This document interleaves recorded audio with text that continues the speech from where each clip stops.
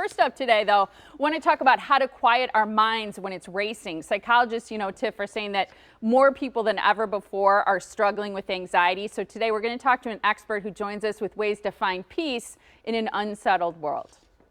Christine Finnerty says, don't let fear, worry, and anxiety hold you back from the life that you deserve. She is a professional counselor and founder of the counseling service. Good to see you, Christine.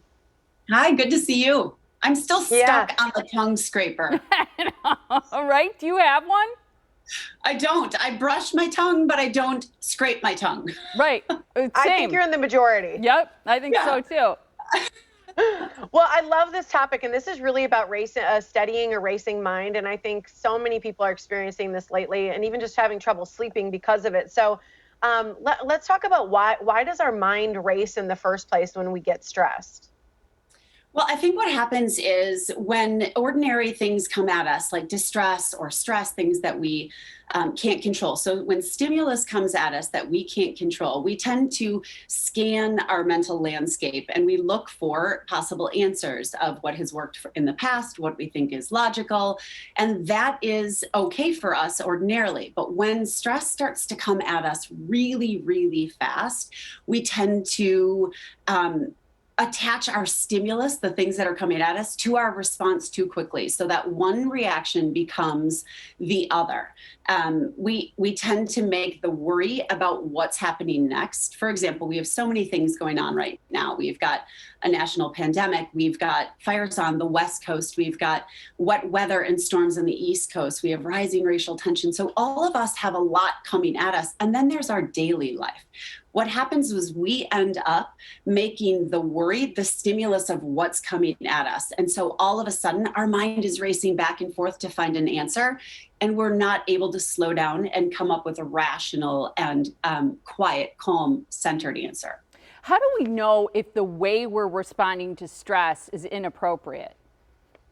Well, I think that you look for your inability or your ability to be able to rationally and calmly respond to that. So you guys know that I like my my props.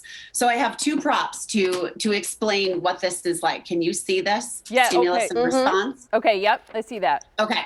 So the stimulus ends up coming in, and this is where we want things. A stimulus is going to come. We don't know that it's coming. Our response should be whole. We should be able to respond to it calmly. But what happens when we're under stress is these two get really close together, pressed together under stress. So if I were to pop the stimulus, the response is immediately going to react. That is what we don't want. We want to be able to breathe, to slow down, and to make sure that we are separating our response from the stimulus so that the stimulus, the worry of the stimulus, doesn't become our main concern.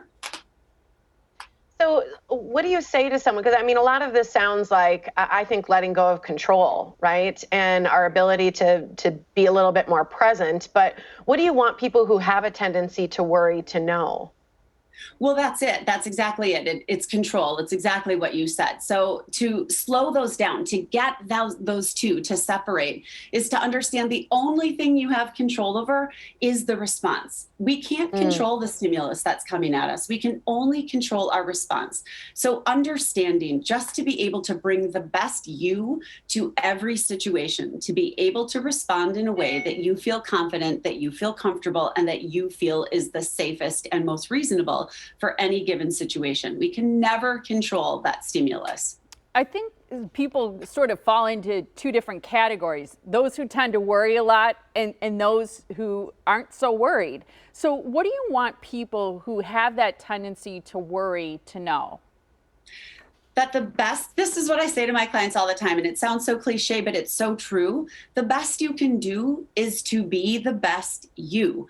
And that isn't perfect all the time. So understanding that if you are only able to separate these two a little bit and to get a deep breath and to think about, I cannot control what's coming at me, the best I can do is to respond in a way that is going to be the best for me in this moment, regardless of whether it's perfect. It's going to be okay. You are always going to end up on the right side of worry. I think the balloon is such a great visual because, sometimes even when you're trying to take that breath and let go of control, you do feel like when you give a softer response or one that you're trying to be more, I guess, realistic with, you feel like sometimes you could pop because you're not responding so, aggressively. Yeah, absolutely. That's the best way I can think of describing being under pressure is when these two balloons are really pressed together.